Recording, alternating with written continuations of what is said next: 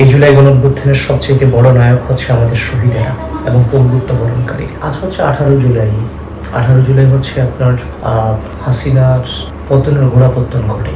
আজকে আশা হচ্ছে যে জিল্লুরের বাবাকে দেখবার জন্য আসা, কারণ জিল্লুর কানাডা বিশ্ববিদ্যালয়ের সামনে থেকে শাহাদাত বরণ করে পরবর্তীতে জিল্লুরের লাশ নিয়ে আমরা মিছিল করতে করতে ব্র্যাক বিশ্ববিদ্যালয় পর্যন্ত যাই।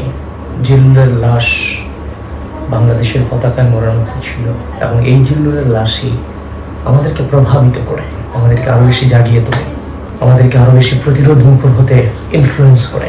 আমরা বলি সবসময় যে এই জুলাই গণঅভ্যুত্থানের সবচেয়ে বড় নায়ক হচ্ছে আমাদের শহীদেরা এবং পঙ্গুত্ব বরণকারীরা। তো আমার সচক্ষে দেখেছি শহীদ জিল্লুরের লাশ আমাদেরকে কিভাবে তুমুলভাবে প্রভাবিত করেছিল এই মুহূর্তটাতে।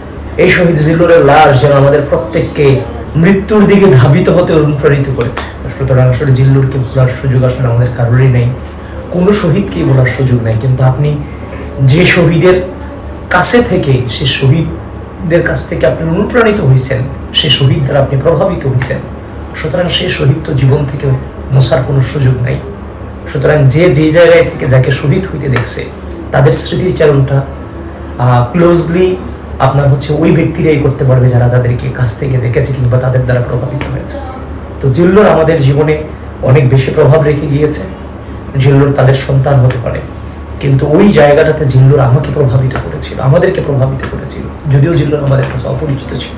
তো পরবর্তীতে আমরা অনেক দিন পরে আঙ্কেলই হচ্ছে যে আমি খুঁজতেছিলাম কিন্তু পাচ্ছিলাম না, পরবর্তীতে আঙ্কেল নিজে আমাকে খুঁজে বের করছে। আসলাম, আঙ্কেলের সাথে দেখা করে গেলাম। জিল্লুর সহ সকল শহীদদের আল্লাহ যেন সর্বোচ্চ মাকাম দান করে, এটি হচ্ছে প্রার্থনা আর কি।